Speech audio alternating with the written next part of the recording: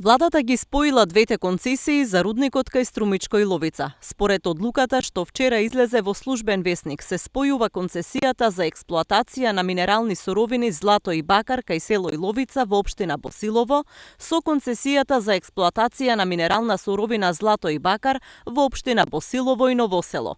Активистите се гневни и велат дека се потврдува нивната претпоставка дека ДУИ извршила притисок.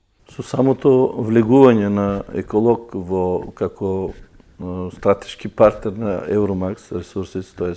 нивни акционер со 25% условно, имајќи во обзир поврзаноста негова со владеачката партија ДУИ и нивните корелации со Висшиот управен суд, сега и Управниот суд, ние уште на почеткот предупредивме за можниот развој на настани и направивме такво сценарио кој се обелоденува. Активистите реагираа уште пред половина година кога излезе информацијата дека тетовската компанија Еколог купила акции од концесионерот Евромакс. Станува збор за акции во вредност од 3 милиони американски долари, а договорени се дополнителни финанси од 10 милиони канадски долари за докупување до вкупно 25% од Евромакс ресурси, под услов во наредните 2 години Евромакс да добие дозвола за еколошка студија, да ги спои концесиите и конечно да добие дозвола за експлоатација.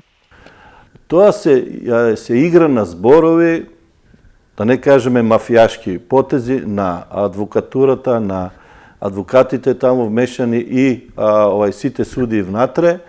Под кои услови, дали се били оценити, дали били добро платени, не знаеме, но ако еден управен суд толку многу пати ја потврди и со аргументи, истата одлука на владата ја потврдуваше и со аргументи ја бранеше, сега тој истиот управен суд, најверојатно под друг состав, наоѓа аргументи да ја врати кај владата. Ние сето тоа го очекувавме, бидејќи во нашата држава не владее правото, ние сме под една тивка окупација на ДУИ. Концесионерот Евромакс вели дека очекува без одложување државата да ги овозможи сите услови за реализирање на, како што вели, една од најголемите странски инвестиции од осамостојувањето. Тие потенцираат дека тоа не е прва одлука на судот во нивна полза. Во март и ноември 2020 Управниот и Висшиот управен суд правосилно го поништија решението на Државната комисија за одлучување во управна постапка и постапка од работен однос која се однесуваше на барањето за издавање дозвола за експлоатација на минерални суровини, велат од Евромакс.